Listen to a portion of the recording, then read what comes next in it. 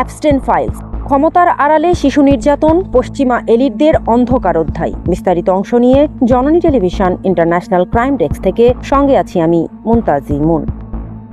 বিশ্বজুড়ে আলোড়ন তুলেছে যুক্তরাষ্ট্রের আদালতের নির্দেশে প্রকাশিত হাজার হাজার পৃষ্ঠার নথি, যা পরিচিত অ্যাপস্টেন ফাইলস নামে। এই নথিগুলো নতুন করে উন্মোচন করেছে ধনকুবের জেফ্রি অ্যাপস্টেইনকে ঘিরে গড়ে ওঠা একটি ভয়াবহ শিশু যৌন নির্যাতন নেটওয়ার্কের চিত্র, যার ছায়া পড়েছে ক্ষমতার সর্বোচ্চ স্তর পর্যন্ত।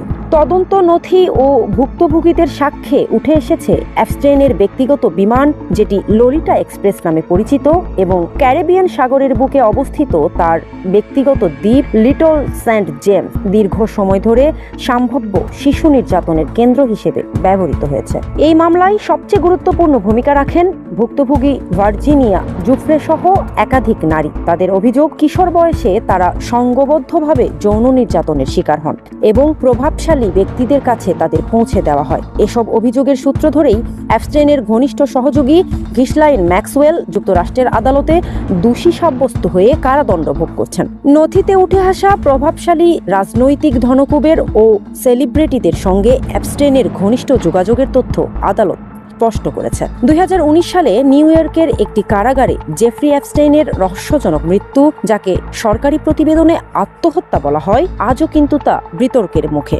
বহু বিশ্লেষকদের মতে তার মৃত্যুর মধ্য দিয়ে এই নেটওয়ার্কের অনেক অজানা তথ্য চিরতরে চাপা পড়ে যায়। মানবাধিকার সংগঠনগুলো বলছে, শিশু নির্যাতনের মতো জঘন্য অপরাধ যদি বছরের পর বছর ধরে ক্ষমতা ও অর্থের ছায়ায় টিকে থাকতে পারে, তবে সেটি কেবল একজন অপরাধীর ব্যর্থতা নয়, এটি একটি ব্যবস্থাগত নৈতিক পতনের প্রমাণ।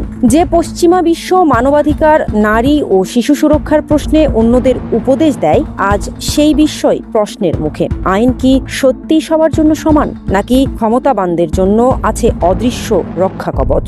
জননী টেলিভিশনের অবস্থান স্পষ্ট। শিশু নির্যাতনের প্রশ্নে কোনো আদর্শিক মুখোশ, রাজনৈতিক পরিচয় কিংবা সামাজিক মর্যাদা গ্রহণযোগ্য নয়, কোনোভাবেই নয়। ন্যায় বিচার তখনই অর্থবহ যখন তা দুর্বলদের পক্ষে এবং শক্তিশালীদের বিরুদ্ধে দাঁড়াতে পারে। এই ঘটনাগুলো আবারও মনে করিয়ে দেয়, নৈতিকতা ও জবাবদিহিতা ছাড়া কোনো সভ্যতাই টেকসই নয়। তদন্ত এখনো চলমান, সত্যের পক্ষে পুরো বিশ্ব।